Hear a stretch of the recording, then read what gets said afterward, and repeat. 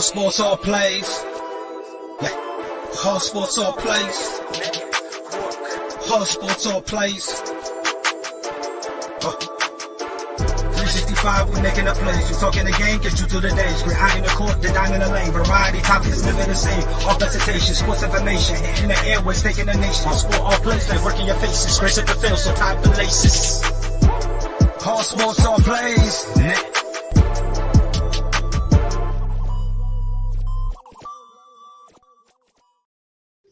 What is going on, ladies and gentlemen, and welcome to ASAP Recap here on this fantastic Friday afternoon. Loyola Chicago kind of ruined my Friday afternoon, but it's okay. Things can always get better. Dustin, how you doing today? Hey, long time no talk, only about a couple hours, but getting ready to head to Milwaukee for the round of 32 this weekend and state basketball in Madison also.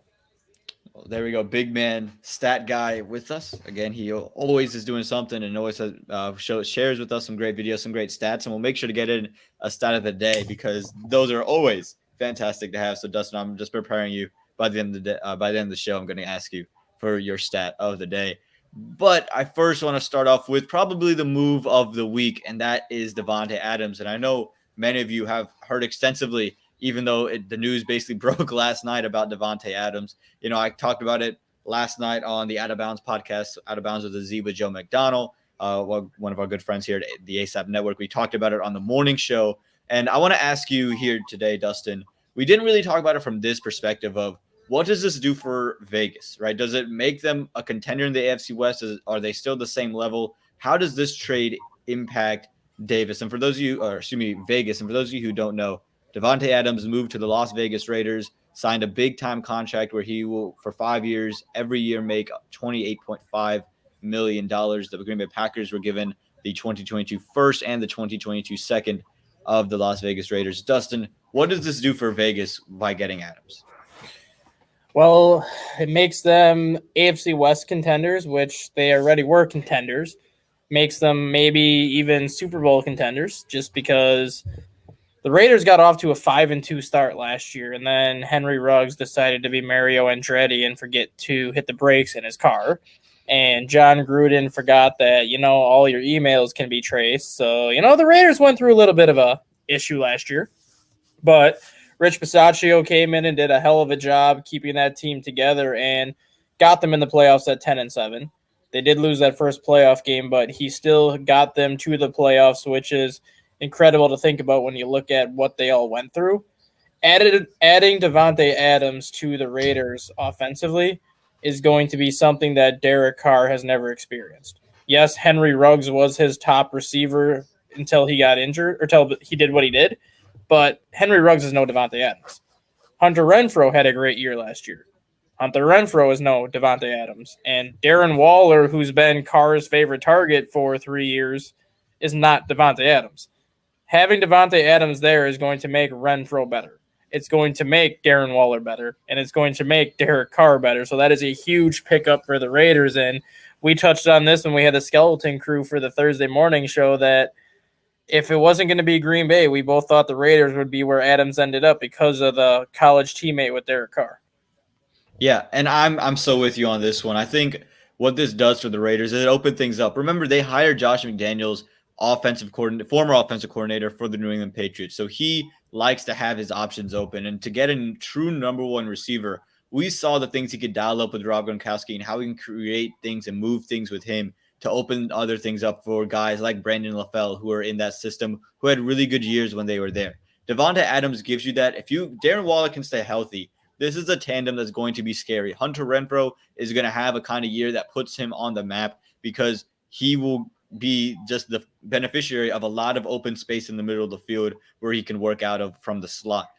We talk about, what this team can do running the football with Jonathan Jacobs. That is another big piece that I think a lot of people forget as well. This team can run the ball. Josh McDaniels now has all these weapons exposed to him. He has all of them available. I think the one thing I would say was even with this move, I don't really see them contending in the AFC West. Yeah, they could make the playoffs. I just don't see them winning. I don't see them beating Kansas City team, even though they play them tough every single year. I don't see them truly better than what Denver is. I don't see them better than the Chargers right now. And that's just a shock because I think in most other divisions, you could put the Raiders right up at the top.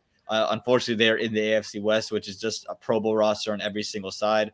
But it does help their chances. Again, when you play in this division, the more weapons you can add is going to be great. They got more firepower. I'm excited about what Vegas can do this year.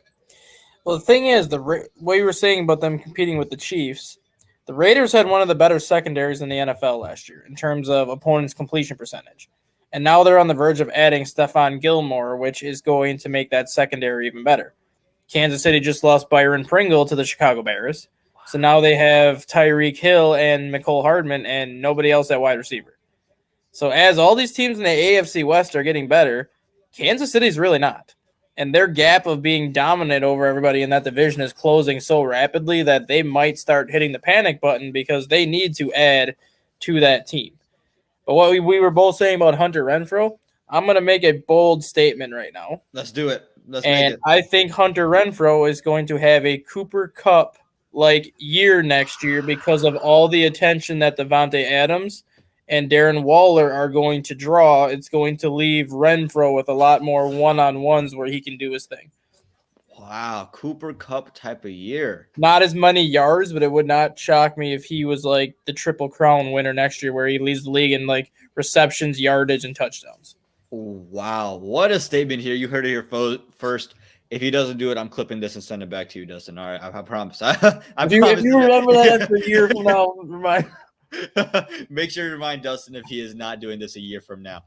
Look, I'm with you on this Kansas City thing. Losing Pringle to me, it's an because I think Andy Reid can find receivers anywhere in the draft. I'd never have an issue with Andy Reid finding receivers. But when they lost Tre'Davious Ward, when they lost Tyrann Mathieu, that's what concerned me. Yes, you get Justin Reid, but he's not Tyrann Mathieu back there.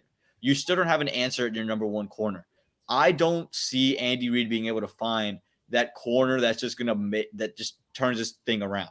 I can see him replacing Pringle because that's just something he can do. He can find guys in the draft that, and again, this dates back going back to Philly. He just was always able to get offensive pieces, but defensive pieces, no, he hasn't been able to. And this gap, right? A lot of people were thinking Kansas City is going to control this division and maybe this conference for the next decade. They have it locked up because Mahomes is here for a decade. That window of completely dominating, it's pretty much come and gone. To be quite honest with you, LA looks right to me more dangerous than Kansas City, if I'm being honest with you, because I think their secondary is better. I think the defense overall is better. And offensively, I know they can go point for point.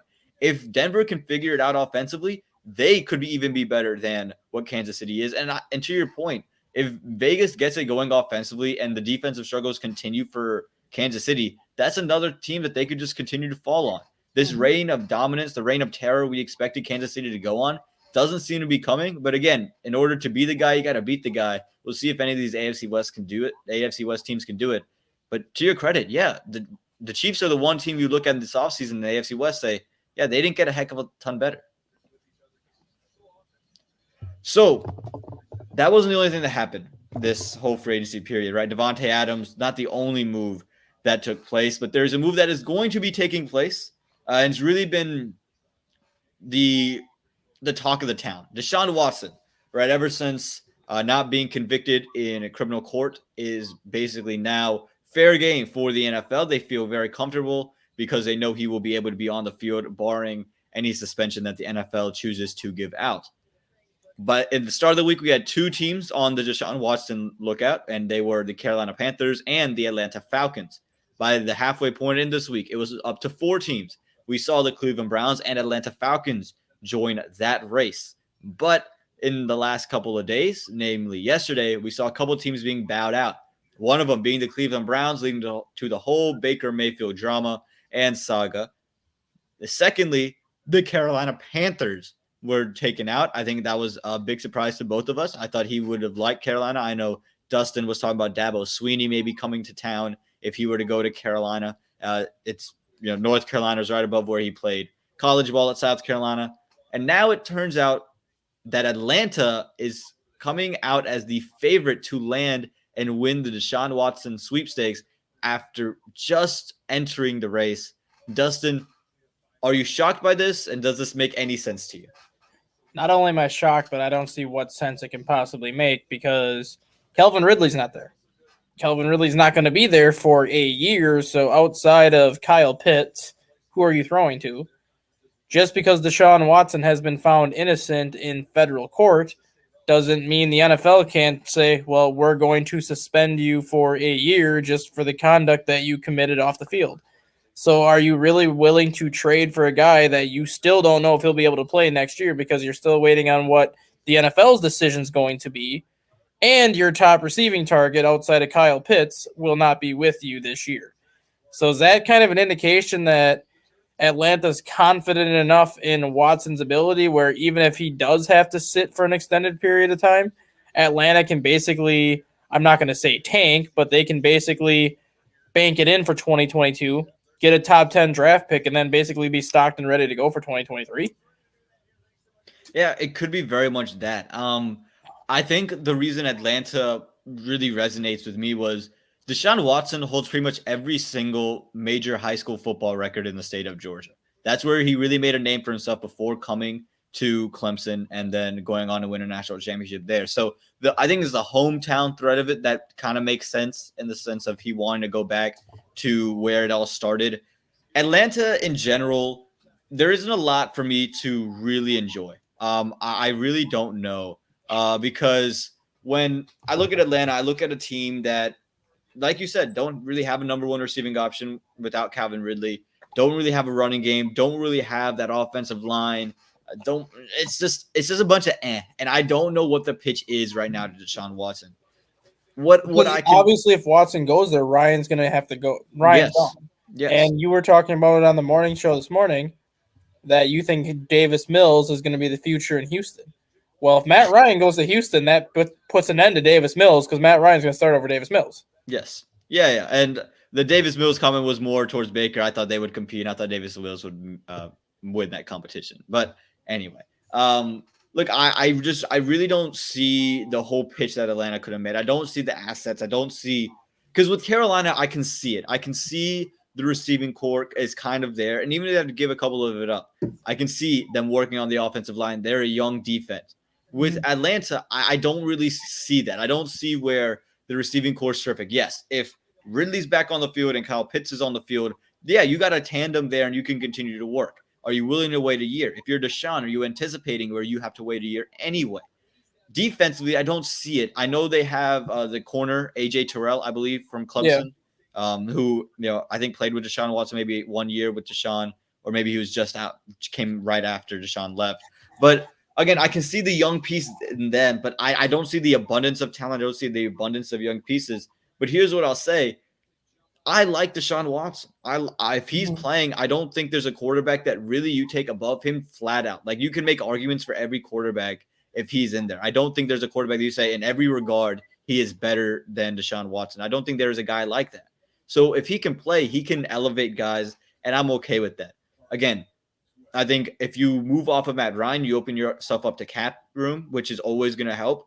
But to me, Atlanta, I thought seemed to be the least intriguing option, just because, again, I didn't see the core already there. I don't see what Arthur Blank is really able to do in attracting free agents. I didn't see the correlation. I thought it'd end up being Carolina or New Orleans once the Browns are basically out of the thing. I thought it'd be Carolina or New Orleans. I thought Atlanta would be out. But again, Atlanta seems to be the overwhelming favorite at the moment. Yeah, I mean, the only thing that I can think of, obviously pitching their stadium is a huge thing because they have one of the newer stadiums and one of the nicer stadiums. But the other thing that they can pitch, and ironically it's going to work for them, that was a 7-10 or an 8-9 football team last year. Yeah. Missed the playoffs by one game without really any standout position where you can say this is an elite position we can build around. Now take into the consideration that Carolina's a dumpster fire. New Orleans still has no idea what they're going to do at quarterback. The Falcons are the second best team in this division right now, even without Deshaun Watson. You put Watson in that situation, they're still going to be the second best team because of Tom Brady, but it elevates their chances to get to the playoffs even more because an 8-win team last year would be a 10-win team with Watson this year, and 10 wins would have got them into the playoffs last year. Yeah. Maybe here's what I'm thinking about as well is they aren't really paying anybody other than Matt Ryan, if we're being honest. There's really no one else Ridley would have got his $11 million, but yeah, now he's not. Yeah. And they just lost Hayden Hurst. They didn't pay Hayden Hurst. Hayden Hurst goes to the Cincinnati Bengals, and I like that move after they lose CJ. Dusty might have a little bit more information on this. Anthony Price says, doesn't Matt Ryan get his money by 4 p.m. today? Yes. So that deal, again, they're expecting that deal to come sooner rather than later. So if that deal is able to get done, you would expect in the next – while we're talking, we might see the deal get played out. So we might have something else to react to. Again, I feel it's the cap room that they're going to have if they move off of Matt Ryan is pretty immaculate because, again, they're not paying anybody big money. They have a lot of money to reinvest. And it's kind of just a swap in salary, Matt Ryan and Deshaun Watson. And maybe that's why it's attractive because the salary's already on the board and there's still cap room. And if you just plug him in, maybe that's where he's looking at. But I'm not sure where the Atlanta Falcons stand. But like you said, 7-9, just one game out of the playoffs. Or was it 7-10, 17 games? They were 7-10 or 8-9. I can't remember. It was 17 game seasons throwing me off, so I don't remember the numbers. But I just know they missed the playoffs by like one game, so I think they had to be 8-9. Yeah, and if you're one game away from the playoffs, if you add Deshaun Watson in this, very bad division, you could be a team that ends up sneaking into the playoffs just because there isn't anybody who's going to compete against you. So, Dustin, I do want to ask you, though, we'll see and we'll track this Deshaun Watson trade. If you guys who are watching, Freddie, if you continue to watch, we appreciate you. But anybody watching, if you hear anything about Deshaun Watson, please let us know because we'd love to react on this before we end up leaving in our hour. But Justin, I want to ask you, is there a favorite move or least favorite move that you have so far from this free agency period? My favorite move was the Packers extending Aaron Rodgers because now they lost Davante Adams because of it. And as much as it's going to help the team this year, they just screwed themselves down the road because they're not going to be able to afford anybody at this point. I mean, he's only getting paid $28 million this year, but all of a sudden that $28 million turns into $45 million and then $52 million. So, I mean, we talked about it for over a week. There was no way, with how much the Packers are over that salary cap, there was no way they were going to be able to sign both those players long term this year anyways. If they would have gotten they should have realistically gotten Davante Adams figured out first, let Rodgers play out his remaining contract this year, and then signed him to the extension next year once they figured out what the new salary cap was going to be. But because they did it the opposite way, they ended up losing out on Davante Adams, which I'm not complaining about it, but we'll see how the rest of things go. In terms of other moves that I've liked so far, there's so many of them. I mean, this year feels it feels like there's a lot of moves, or at least a lot of reporting on moves this year compared to years previous, doesn't it? The Russell Wilson move I love, just because that's the one thing that Denver's been missing since Peyton Manning left was consistent quarterback play, and now they're getting consistent quarterback play. Yep. I do like the Khalil Mack move to the Chargers just because he had a down year last year, but we know how good Khalil Mack can be, so I'm interested to see how he pairs with Bosa to see if you get the Khalil Mack of old or if it's more he's on the downside of his career at this point where you're going to get what you're going to get out of him. I'm trying to think of anything else that I've liked. Nothing really in terms of anything else I've liked, just because there's been so many moves that you've lost track of a lot of the moves, but every move, I think, outside of the Carson Wentz going to Washington has made sense, and you can see why the teams did the move they did to acquire the pieces they acquired. Damian Harris says he hates the Rams, and I'm assuming that's based off what they did for Allen Robinson. Damian, we all need number one wide receivers, man, even the New England Patriots. A move that I really like that I don't think has gotten anywhere near enough recognition is what Cincinnati has done this entire free agency period in terms of getting Ted Karras, who can play multiple different spots on the offensive line, more of an interior lineman and could play center or guard. Getting Alex Kappa, who could play guard, Pro Bowl guard, both played with Tom Brady. And again, you're not going to survive letting Joe Burrow get sacked 50 times a year, get hit 50 more times. That's just not how you're going to win football games. So to go do that, to add those two pieces along, then you go get Hayden Hurst. I like what Cincinnati did. I think that's a great move. The Chargers have made some great moves, and I think that's another. I think you named a lot of really good moves outside. The Green Bay move was just very, very funny. I just think that's just such comedy gold. Well, the other thing too with Green Bay too is they cut Zadarius Smith to free up $15 million, which everyone thought was to sign Davante Adams. Yes. And what do you do with that $15 million? You just give it to Preston Smith anyways, so you didn't even cut any salary. You cut one player to sign somebody else for the same amount of money. So you didn't even do anything to even try to get him there. And I have a follow-up question to that. Zadarius Smith backed out on his deal with the Baltimore Ravens. Do you think there's a possibility he goes back to Green Bay? I think that's why he did pull out, knowing that Davante Adams is not returning to Green Bay. At least it leaves money on the table for him. He's not going to get the $15 million that they cut him for, but I think he can still get $12 to $13 million if he goes back to Green Bay. So I do think he goes back there mainly because now he knows that Adams isn't coming back, and they're going to have that money they were going to spend on him now to spend on Smith and some other pieces. Yeah, and I was honestly surprised he backed out of the Baltimore deal. They gave him a good lump sum of money, and it basically just happened right as the Davante Adams news broke. And I was okay. If he goes and does this, then I just have to assume he wants to just test the waters back in Green Bay. Not saying he'll sign back there, but I think he at least wants to test the water to see what they're willing to give him now that they don't need that salary cap.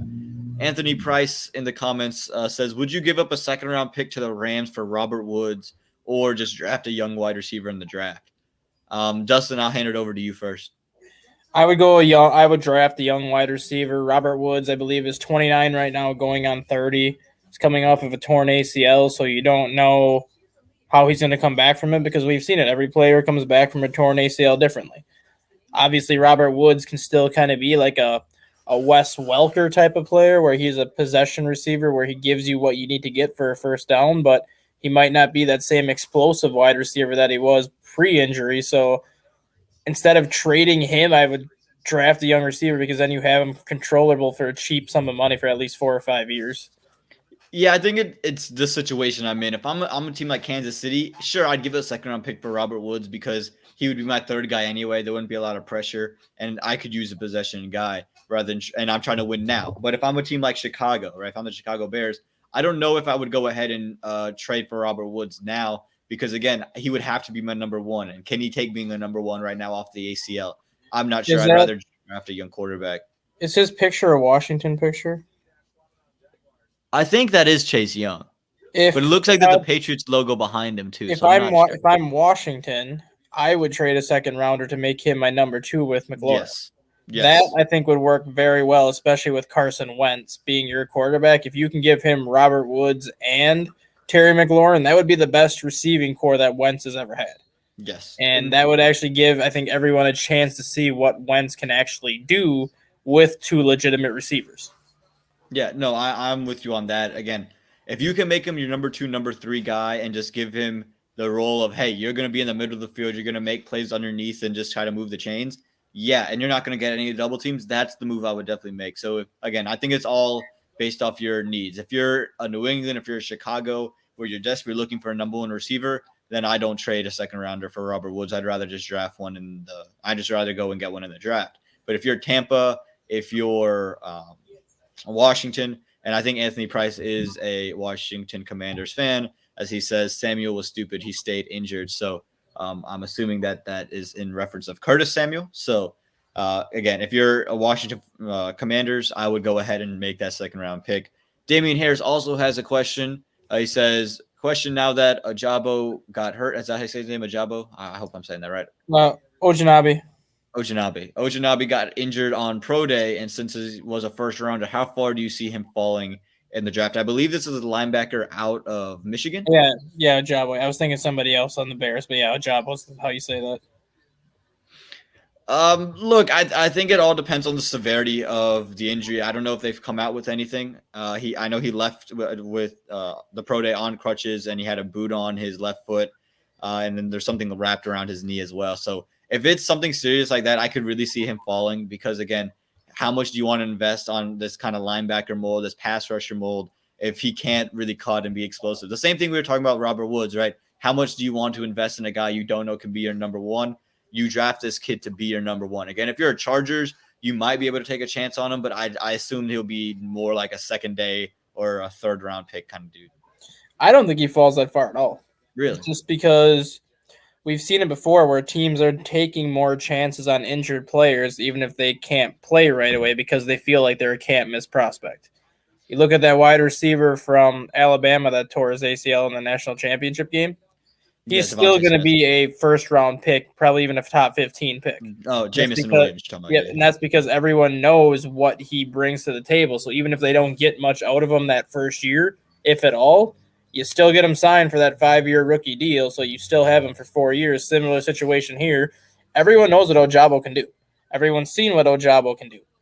That's not going to shy a team from taking him and giving him this 5-year, $20 million rookie contract where if you get anything out of him that first year, if it is like a torn ACL or something, if you can get anything out of him, that's a plus. Otherwise, you just basically bank him, let him work on his strength and conditioning for 1 year, and then by the time he's ready to go, he'll be in probably better shape than he's ever been. Just to counterpoint that, I would say that, again, if you can't miss, if he was Aiden Hutchinson, I think that's a big difference. But him playing across from Aiden Hutchinson, again, I'm not sure how they would have done individually, but it feels like a lot of people are higher on Aiden Hutchinson than they are on David Ojabo.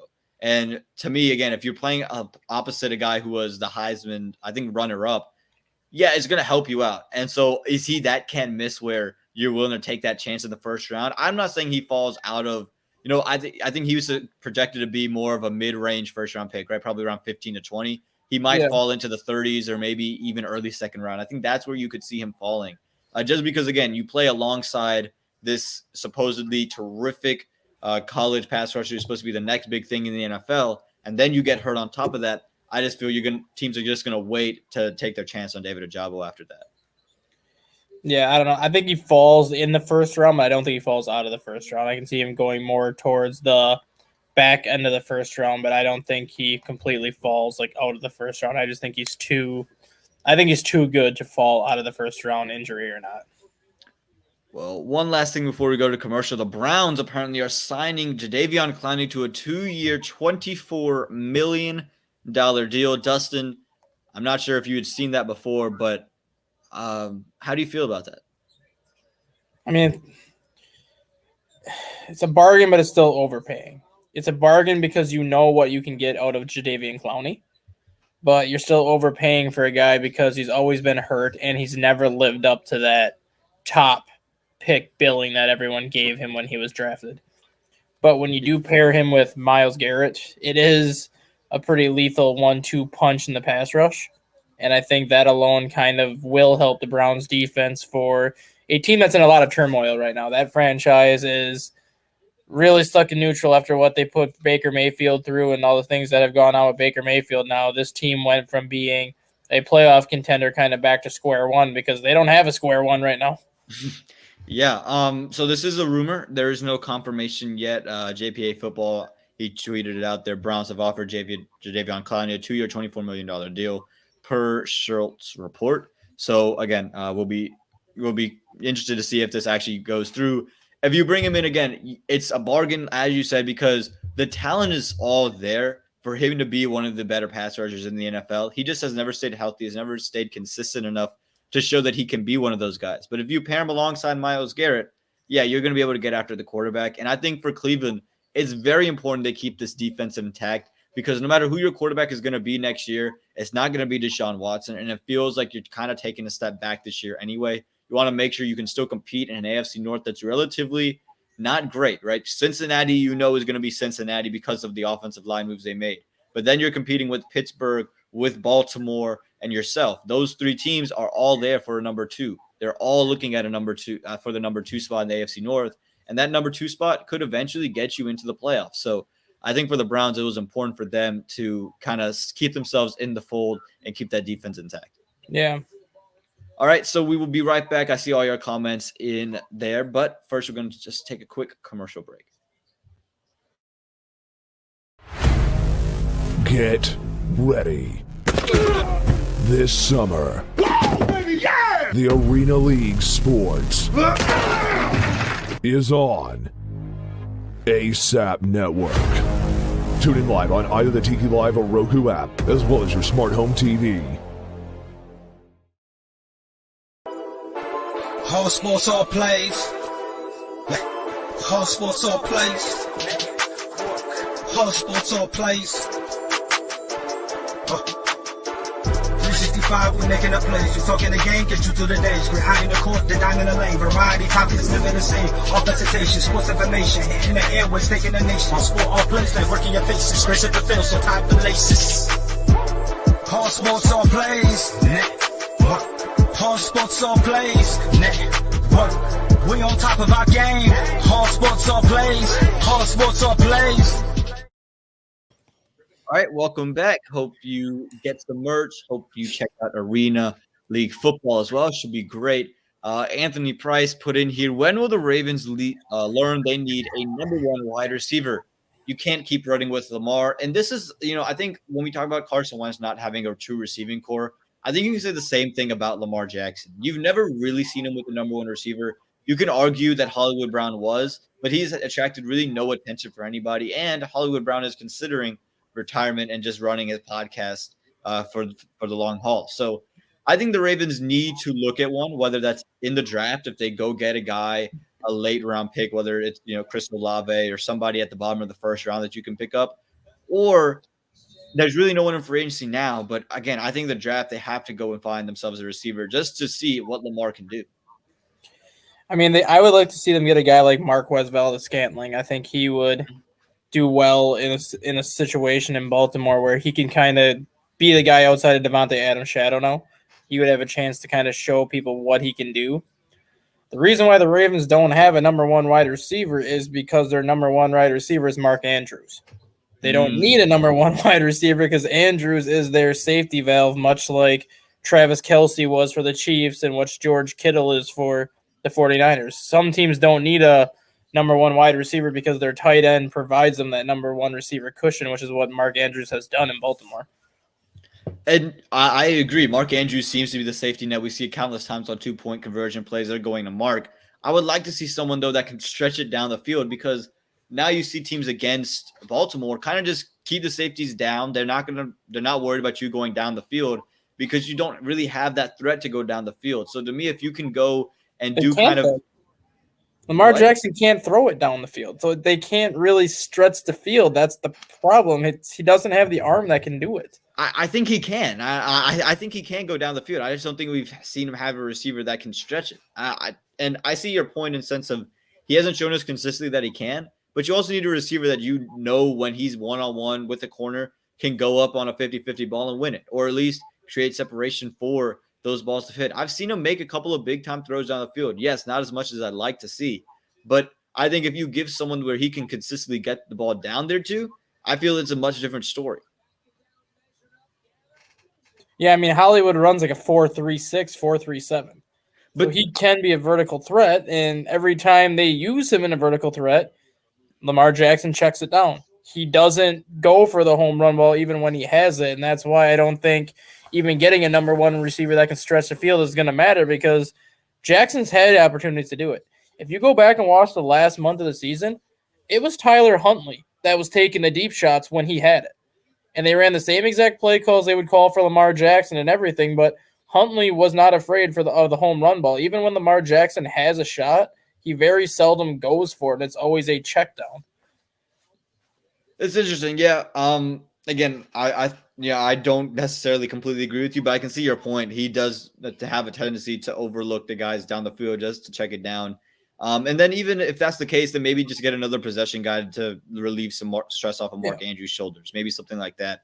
I do think that they need to invest in an actual number one receiver just to give him another target besides Mark Andrews, because I think a lot of times on 2-point plays, it's kind of very one-dimensional. They're not giving it to the back. It's going to be Lamar or it's going to be Mark, and I think teams kind of have that figured out. So to me, if you can go and get him another safety valve, I think that'd be more than plenty just to give him another chance to do something. So we will come back to the comments in a little bit, but I do want to transition into the NCAA tournament. We just saw Loyola Chicago lose to Ohio State. Disappointing. All of us here, I know me and Dustin had them at least beating Ohio State in our bracket. I'm not sure how much further you had them going. I didn't have them going much further. I think I had them losing the next game on Sunday. Yeah, and disappointing because it bumps me back down to second in my group, which was unfortunate. I know that's the only your third incorrect call of the whole tournament. Yeah, I haven't checked the rest of the game so far today, but my day has not gone smoothly today like it did yesterday. Yesterday, Dustin it was all smooth skies, all smooth sailing. But today, again, some incredible matchups. We talked about some of the upsets that we are looking for, and I know one that Dustin is looking for is Chattanooga. Apparently my ESPN app is on crack right now because it says Texas Tech is beating Montana State 83-2. Which I definitely know that's not accurate. It's 83-50. Okay. I was like, 83-2. That's nice. That'd be something, wouldn't it? I guess the only game I have wrong today is Ohio State and Loyola because that's really the only one that went final. Yep. I guess I have the rest of the games are just starting. So yeah, I only had just that one game wrong so far today. Yeah. So same in my boat here. You had Chattanooga winning today, beating Illinois. So we'll see. Pride and Rob got a little bet going. And if you see the ASAP recap emblem right here, it's in old gold. I looked up what is the hex code for old gold, and I typed it into StreamYard to make sure that everyone knows we're all pulling for Chattanooga here on ASAP recap because they're going to go ahead and get the win over Illinois. Is there any team that won yesterday, like, team we weren't expecting, maybe New Mexico State or St. Peter's or who beat Iowa yesterday? Richmond. Do you see any of those teams really making any further noise in the bracket? St. Peter's, I don't think so, just because they're going to get Murray State. And right. Murray State didn't look the greatest yesterday, but San Francisco plays a very similar style to Murray State. So I can understand why the game was as close as it was. I have Murray State in the Final Four, so I have to side with Murray State until they lose just because I picked them to go so far. But of the rest of the teams, New Mexico State, I think, can give Arkansas a run. New Mexico State knocked off UConn 80-73 yesterday, and then you saw Arkansas take Vermont all the way down to the final minute, and I think they won 75-71. So Arkansas cannot take New Mexico State lightly. You have a Richmond team who maybe was gifted the game by the referees towards the end, but they still found a way to beat Iowa. I think they can give Providence a decent battle. The one game that's not really going to be considered an upset because it's a 5-4 matchup, but if you look at how St. Mary's played and if you look at how UCLA played, St. Mary's, I think, can take UCLA out. And St. Mary's looked very, very good yesterday. UCLA, not so much. They trailed Akron until about 2 minutes left in the game and ended up winning 57-53, so it's not going to surprise me at all if St. Mary's can pick up another win to get to the Sweet 16. Yeah, that game, again, is very scary for me. I had Indiana beating St. Mary's, and that's why I was comfortable putting UCLA beating Indiana. But St. Mary's just showed something yesterday, and I could definitely see them giving UCLA a run for their money. New Mexico State, I agree also. If there was a team I'd pick out of the Richmond or St. Peter's, New Mexico State to go ahead and move on to another round, it'd be New Mexico State. I think Arkansas is the team that looks the most vulnerable, and I think New Mexico State can give them a run for their money. Anthony Price puts in here, I'm just waiting for Duke to lose this game or next. I don't know if you can see what Dustin has on, but he has it's someone described it perfectly. The pit crew jumper for Duke, and then the Duke hat on because he's ready for Coach K's. It is actually their 2005 or 2015 national championship warm-up jacket that they wore during the NCAA tournament. So it's not a pit crew jacket. I was going to say something before we pulled that comment up, so just hold your thoughts there for a minute, Anthony. But the St. Mary's UCLA game, I just looked at something. I actually want St. Mary's to win because it would be a Gonzaga St. Mary's Part 4. Whoa. And St. Mary's took Gonzaga out once. I think they could take Gonzaga out again. Wait, how would it be Gonzaga St. Mary's? Don't they play Baylor if they won? Or Baylor, North Carolina if they won? No, Baylor, Gonzaga, and hold on. I think it's, unless I looked at it wrong. I think St. Mary and UCLA are in the East with Baylor, North Carolina. I think that's how that matchup plays out. Oh, yeah, stupid phone. Dang it. Never mind. Never mind. Dang phone. Well, scratch that. Now, going back to Anthony Price, everyone wants to have Duke lose because everyone hates on Duke. Everyone wants Duke to lose because everyone wants to see Coach K cry. Everyone wants him to lose because losing to a 15 seed would basically put a damper on what has been the greatest coaching career in college history. If anyone wants to argue that, you have no point to argue it. You have no validity to argue it because there's nothing you can stand on that's going to say anybody else was a better coach than Coach K. But being that this is his final NCAA tournament, I just think you're going to see a different side of Coach K. I think you're going to see a different side of what you saw in the ACC tournament. I think you're going to see maybe his best coaching job that he's done as a college coach because he knows this is it. The players know this is it. The players are not happy with how they played in that ACC tournament. And I know they want to try to, at the very least, get him to one more Final Four to send him out on a positive note.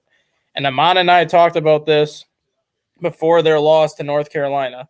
There was a 1.5 month stretch where Duke was playing the best basketball of any team in this country. And then towards the end of the season, they kind of got away from that. If Duke gets back to playing the way they did during that 13-game stretch, there's not another team in the country that can hang with them because they can beat you offensively and defensively. This is one of those games where they could struggle just because they overlook Cal State Fullerton somewhat. But this is also one of those games where you could see them win 90-60, and that kind of can be that wake-up call to be like, hey, we still are this team that we were in the middle of the season that can just go out and basically beat people any way we want. Yeah, when Duke's playing at their best, they're almost impossible to beat. When you have AJ Griffin, you have Banchero, you have a 7-footer that I can't remember his name. Mark Williams. Do any of those guys playing at a high level? Mark Williams, even in the UNC loss, still played really good. They had no answers for him. It was just they didn't have anything in the perimeter. So if they can get things going from the outside with the forwards, they're going to be a handful. Speaking of the ACC tournament, guys, watch Virginia Tech here. I have them to beat Texas today. It's a 6 versus 11 here. Virginia Tech slated as the 11th seed.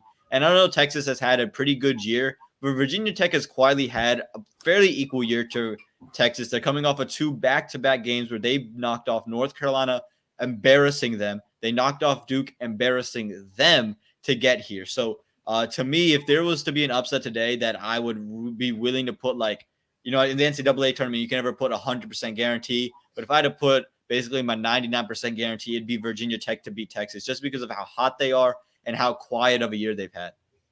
Yeah, I agree with you on that. With Chris Beard now as the head coach at Texas, we've seen how Chris Beard's defenses play in the NCAA tournament back when he was with Texas Tech, and Virginia Tech did play very well all season, but they haven't seen a defense outside of Virginia that's like Texas Tech like Texas's defense. And if they can slow Virginia down, Virginia is a very good shooting team, but if Texas can slow Virginia Tech down on offense, I don't like Virginia's chances just because I don't think they have the ability to kind of adjust and slow down their own game. Yeah, and sometimes when you get in a slump, they tend to shoot out of it. They try to shoot out of it. The thing is, though, they've just been so hot all year. So it'll be interesting to see how it all matches up because, as you said, Texas' defense can give them a run for some of their money. Hold on, Damian, are you trying to mess with us? What is going on? Is the Browns soap opera back up? You got Dustin and I reaching for Google. All right, Damian Harris puts in the chat, breaking news, Deshaun Watson wants to play for the Browns. I'm not sure where you are seeing this. Everything I'm still looking up for Deshaun Watson is saying that he wants out of he doesn't want to be in Cleveland. I'm still not sure. I haven't seen anything that he wants to play for the Browns outside. Damian, I feel like you're trying to prank us here now, man. Not trolling. Well, if you could, I don't know how you could send a screenshot or send us a link. Put the source up there. Yeah, put the source, put the link, put something. Oh, well, here we go. Adam Schefter tweet 2 minutes ago. Deshaun Watson has decided he wants to play for the Cleveland Browns in a stunning change of events per sources. Watson has informed the Houston Texans that he is now willing to waive the no trade clause in his contract. Oh my God. To Cleveland. So this soap opera continues. Guys. Well, Baker Mayfield is on his way to Houston in the coming days. So, wow. What is going on here? What happened? Atlanta's got to be. What happened in 12 hours? That we just. Not only that, what happened in the last hour? Because Atlanta said they were pretty much guaranteed to land him. Like, what just happened? This is why it's ASAP recap, guys. We're just reacting with you. Thank you, Damian. We told you. Keep us updated. No one would have got that. My God, it's Ian Rappaport put it out there on Twitter as well. Jordan I'm Schultz. so confused. Oh my God.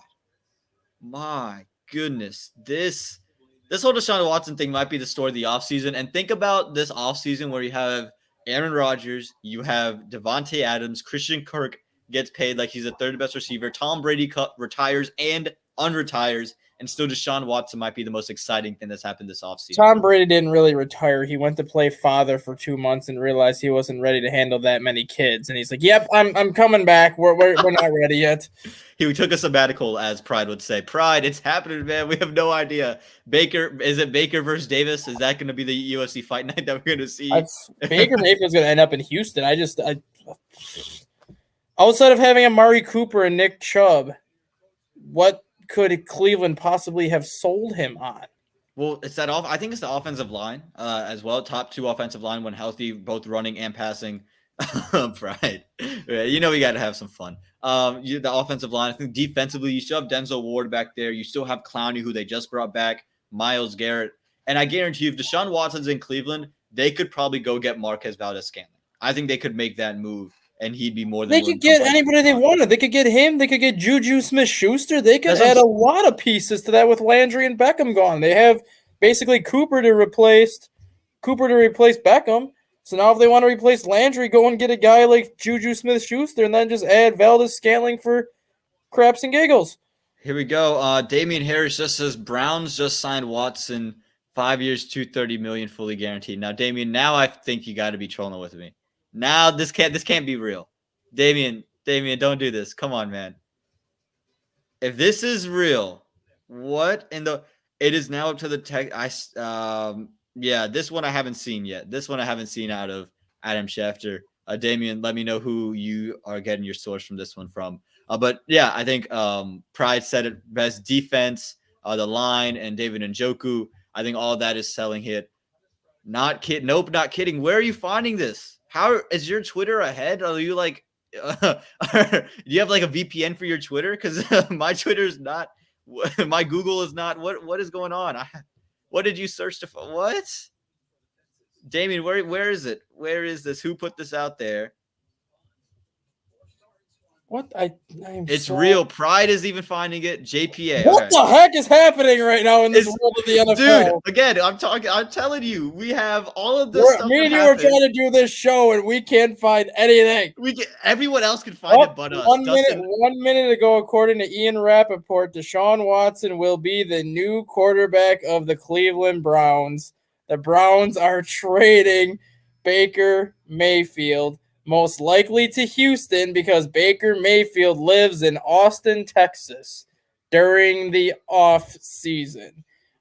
Houston is willing to extend Baker Mayfield upon trade, which means Davis Mills will be out of a job in Houston.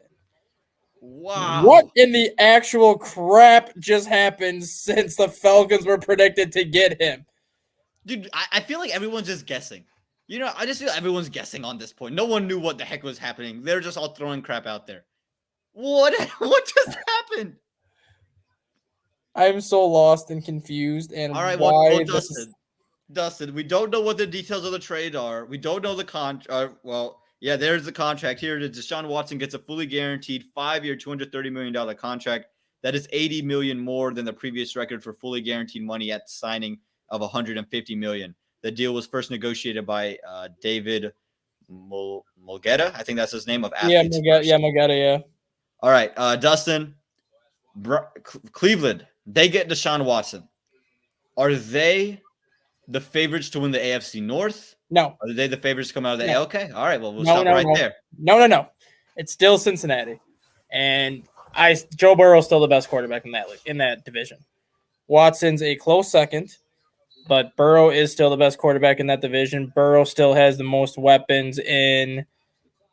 Pride wants to come in ASAP recap. Can you let Pride in? I don't know if he's backstage. He just texted me, please. Come in, Pride. If you're there, come in. Whenever you get backstage, I'll put you on. I could put it in the group if you want, but I'll tell him to pop in quick. All right, yeah. But here we go. Deshaun Watson going to Cleveland again. Dustin saying it does not make them the clear favorites to win the AFC North. Continue on that thought, Dustin. It puts them back in the playoff picture without question, and it puts them as, in my opinion, the top wild card team to come out of the AFC. But until you can tell me otherwise, Cincinnati still has a better overall roster, top to bottom. And Pride looks like he has just seen a ghost. He is no longer, Pride has white skin. It looks like he has seen a ghost. He's checking for his children. He has no idea what has just happened in this world.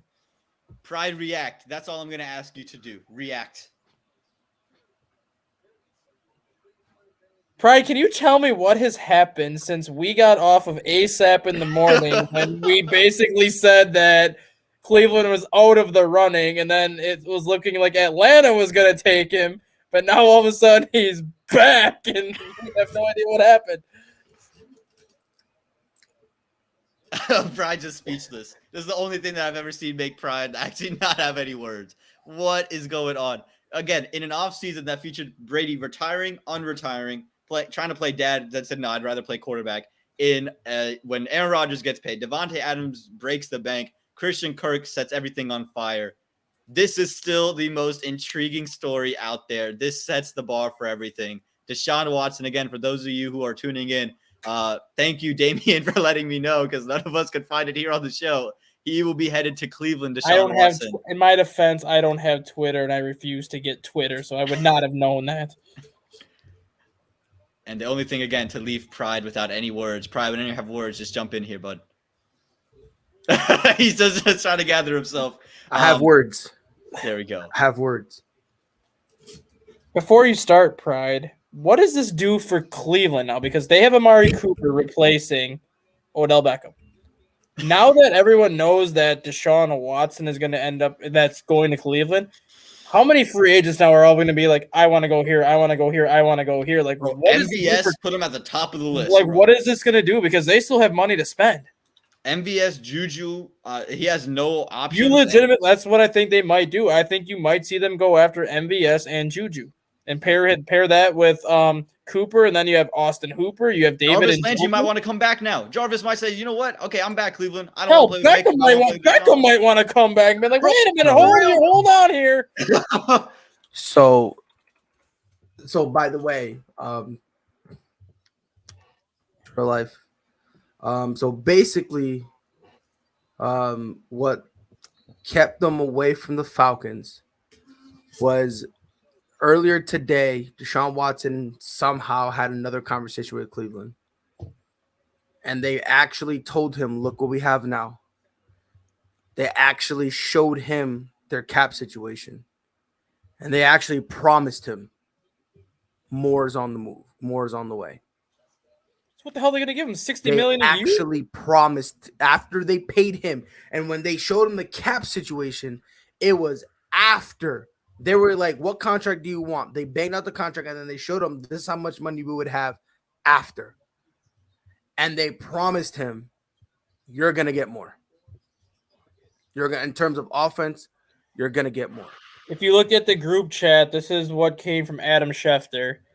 Browns are giving Deshaun Watson a new deal. The $184 million over the first 4 years is a $48 million raise over his $136 million he was scheduled to get. He was originally supposed to get a $12 million raise in that period, so they basically increased it by 400%. And with all that, wild money, he's still, the Browns still have plenty of cap space. So supposedly the Texans are going to be acquiring Baker. 3 first-round picks and 2 additional picks. And Baker. From the Browns. So and Baker. Well, they're not saying anything about Baker. You have to. No way. Tell me they didn't get Baker. That'd just be the cherry on top. You have to. That would be the cherry on top. It's only 5 draft picks. You have to include Baker in this because Baker's not going to stay there to be a backup. They trade him to Indy. That's what they'll do. You have I was about to say, but here's the thing, though. If you don't, because here's the thing. Now that Baker is basically done, right? Because I think we talked about it earlier. By the way, thank you for having me. Appreciate it. Thank you. Pride, you're always welcome. I love being here with you guys. I definitely love you too. You know what I mean? It's always fun conversating with you guys. So, but you could still trade Baker to another team to still get other things that you need. For example, you know, let's say you go to Seattle and say, hey, you want Baker? He's better than Drew Lock. You know, give us Lockett, or you know what I mean? You can go over to. There you go. What you just said. Send Baker to Seattle for DK. Or if I don't know if they'll do that for DK. I don't know if they'll do that. I mean, hey, try it. You never know. But start high, finish low. Yeah, I mean, listen, you could still. You can start with DK and end up with Tyler Lockett. Oh my God, the Panthers actually got a player though. They missed out on Deshaun Watson, but they got the next best thing. They signed Johnny Hekker. So, you know, that's something. Carolina fans. There you go. They signed Johnny Hekker. Thank God I'm not a Panthers fan. Thank God, bro. It's funny. People talk about the Chicago Bears. Dude. Oh, bro. I have a Panthers fan. Okay, I have a Panthers fan friend. Oh my God, he was blowing up my DM saying, we got Deshaun Watson. He's going to be our quarterback. And I saw his like whole level of like excitement to all the way in the mud. And now he said, we signed Johnny Hekker. We signed Johnny Hekker. So Baker was not involved in the trade. Yep. Adam Schefter reports Baker Mayfield will now be able to get the trade picks. he wants. Yep. It's now 5. It's 5 picks. But okay, but if you're Baker, wouldn't you just want to go to Houston knowing that you live in Austin, Texas? Like, well, but here's the thing. Let's be honest. He doesn't want to lose to Davis Mills. Yeah, let's I don't think he would. Relax, Aaman. Hold on. You almost caught me. I almost went right by that. But here's the thing that is, first of all, I mean, Ray just said it. Houston's dog shit. I can curse here, right? Yeah, go. Houston's dog shit. All right, they're horrible. All right, but here's the thing. I understand that he lives in Austin, Texas, which you know would be nice. But let's be honest here. Why would you, being the Cleveland Browns, why would you send Baker Mayfield when it can only take you some picks and keep Baker to – because listen, like I said, you promised Deshaun Watson, you see what we have here? Solid, right? We will get you more. If you promise him that, I'm keeping Baker. I'm not including him in that deal. No. I'm keeping Baker, and then I'm gonna flip him. Like I said, to Seattle, maybe that'll be something interesting. Indy, go get Michael Pittman to be your number 3. So here's a proposition, because I know this doesn't happen too much in the NFL, but you see it a lot in the NBA and other like in baseball where they do like 3-team trades. What about Baker Mayfield to Minnesota, Kirk Cousins to Indy, and then give Cleveland something out of Indy? Maybe. If I'm with you, if you can find a way to have Adam Thielen end up in Cleveland. Adam Thielen just signed a contract extension with Minnesota, plus he's worked with Kevin Stefanski. That would be so. If you can get Mayfield into Cleveland somehow, send Thielen back to Cleveland, send Cousins from Cleveland to Indy, have Indy send Minnesota either draft picks or something, that would work. That's what I'm saying, bro. Guys, also, Green Bay is going to have to restructure Aaron Rodgers' deal because he's no longer the highest paid quarterback in the NFL. So expect more guaranteed money coming to Aaron Rodgers soon. Dude. I'm just predicting. Well, hey, Zadarius Smith is no longer going to Green Bay because he's on the phone right now with Russ Ball saying, hey, Russ Ball, I know we just moved all this salary money around. What do we got left? $12 million. I need that now, and I need it now, and give it to me now. Bro. Dude, this last 20 minutes of ASAP recap has been the craziest 20 minutes that we've ever done. We completely lost all topics. We're done. We're just on this now because Deshaun Watson.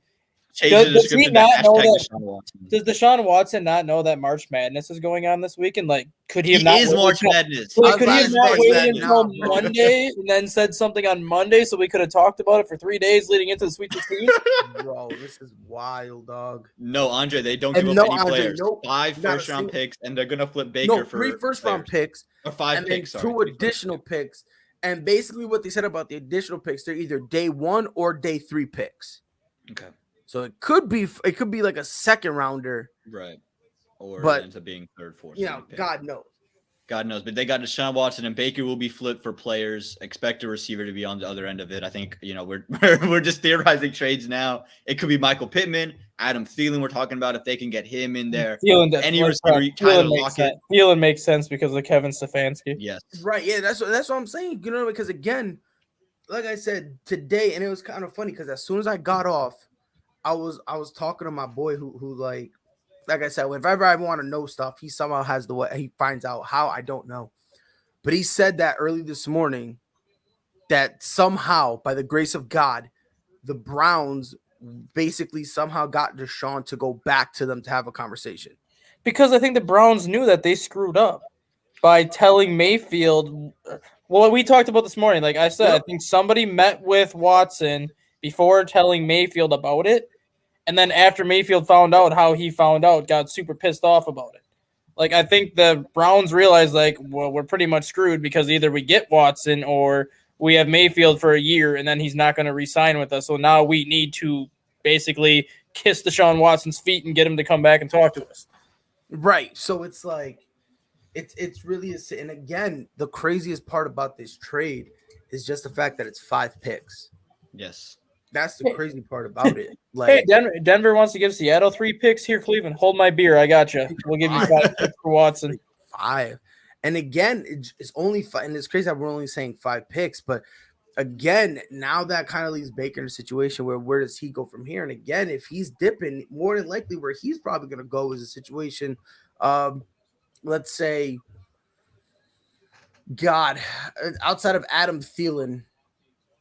Because to be honest, before Davante Adams, I would have said the Raiders because they probably don't want Derek Carr, so they'll probably get rid of, and try to do something with him. You know what I mean? Like, well, they want Derek Carr now because that's the reason why Davante Adams went there. That's what I'm saying. I'm saying if this happened before, you know what I mean, before the whole Davante Adams thing, we're having a completely different conversation. Obviously, you can't send him to Washington now, so you wouldn't be able to get Terry McLaurin. So it's like, what good receivers are available right now? I think Indy to me makes the most sense, and Michael Pittman. That's really because he wants to go to Indianapolis, and I feel like Michael Pittman. What about as a number 1 isn't going to work, but as a number 3, I'm not saying he can't win number 3. What about the Giants for Slayton? No. Or Shepard. Maybe Shepard. Maybe.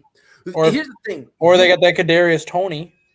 Ooh. I like that. That's a project. Underneath. That's a project, though. But if you have Watson, you can have a project with Watson. That's a good point. How about sending Baker to Carolina and getting DJ Moore? Wow. That's hilarious. Positively 1,000% hilarious. I'm about to start doing my podcast early in the morning, like midday, bro. Well, hey, here, and I know Pride's gonna disagree with this because he loves the guy. Don't piss me off, please. Mayfield to New Orleans for Callaway. Yo, I'm so much Callaway with Deshaun as a number 3. Yeah, I would. Oh my God, bro, I would love that. Because the thing is, whatever wide receiver you get, you need to understand something. Amari Cooper's mid at best, so you need somebody who can or keep Callaway and send Mayfield to New Orleans for Michael Thomas. They wouldn't do that. I don't know if the Browns could make that whole contract thing work either. Yeah, no. That cap hit might be a little much. No. I can see like Anthony Price. Anthony, I'm so with you, man. He says Rodgers gonna hold out next year to get a better contract. I could see Mayfield. I could see Mayfield for Callaway. That could be a move. Again, you're looking at Carolina, New Orleans, Atlanta. I think they'd all be willing to give up receivers to go get a quarterback. Indy, maybe Seattle we brought up. Man, what? Those are really the only teams that need a quarterback at this point. No. That had New Orleans technically doesn't have like a quarterback right now. They have like 3. I know with those 2 teams, but I think there's a few others you can finesse on. Question. You think Tennessee gives up AJ Brown? No way. If you trade Mayfield there, what are you gonna do with Tannehill? Because then you got to somehow trade Tannehill. That's what I'm saying. Like the only maybe it's just me, but I think I don't think Ryan, and I love me some Ryan Tannehill. I think there's only one untouchable in that organization. Derrick Henry. Derrick Henry. I think A.J. Brown is he untouchable to an extent.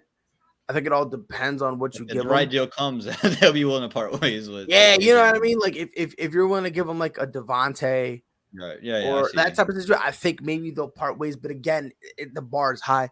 I think at this point they'll cut Ryan Tannehill. I don't think they like him anymore. I think New Orleans makes the most logical sense if we're talking about trades, because if Cleveland wants a receiver back, Callaway makes the most sense. How about this? Damian says Steelers still need a QB and Trubisky ain't it. I don't know if they'd be willing to give up pieces disagree. To go get Baker. I disagree with that. Here's the thing. Let's say that he trades. You know what I mean? Let's say Baker goes there. Who are they going to get for? Who are they getting? What, Trubisky to back up Deshaun? That would be dumb, because that's not the help that, you know what I mean? Like, you would need. We got to stop. We have to stop hating on Trubisky too, because he was blessed with arguably one of the top 3 worst coaches of all time when it comes to somebody that knows how to run a franchise. or call plays. And we have seen what Trubisky looks like when he actually has a competent play caller calling things for him. Well, he's going to Pittsburgh, who has a competent play caller calling plays. And he's got more weapons in Pittsburgh than he ever had in Chicago in terms of wide receivers. So I'm not ready to say Trubisky is not the answer, because I want to see what he can do with Claypool and Johnson and Najee Harris, and the possibility that Juju Smith-Schuster does come back to Pittsburgh. Well, we're going to throw around theories all day, but guys, we got to wrap it up here. It's been a blast on ASAP Recap, especially these past 20 minutes, because everyone's been getting involved. We got Pride jumping in the show, which is always great. Pride, jump on anytime you like. Dustin, you got anything? No, my start of the day's going out the window because of everything that we've been talking about here. I had it pulled up, and then I had to take it off and look at all this crap. So and it's funny because as soon as we get off, something's gonna happen. Baker Mayfield's gonna get traded. Yep. All right, he's gonna get traded. Then all of a sudden, Seattle's gonna make a move, and DK's gonna be on a whole nother team. Okay? It's good. And then Jimmy G's gonna be gone, right? And then they'll probably go and get somebody I guarantee you Jarvis Landry is gonna get signed, right? It's like a multi-year deal. You know what I mean? And like you with Anthony, you with Anthony Bryce is saying, as soon as we finish, Aaron Rodgers is gonna be like, "Oh, I'm holding out," and then it's gonna be Aaron Rodgers 8.0 or however many times he's done some stupid shit again. So it's like, but you know what? All jokes aside, though, Deshaun, God bless you, brother. God bless this guy. Because everyone's talking about his career is over. My man beat the case. He beat Houston, and he beat his contract. God bless him. God bless him. All right, guys. Thank you so much, Pride, for hopping on. Dustin, thank you so much. As always, we will see you guys in a little bit here. For Pride, for Dustin, for myself, stay safe. Whole sports, all plays. Whole sports, all plays. Whole sports, all plays.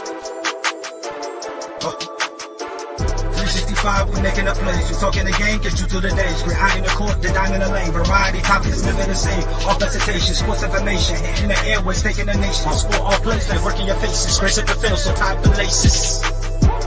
Whole sports, all plays.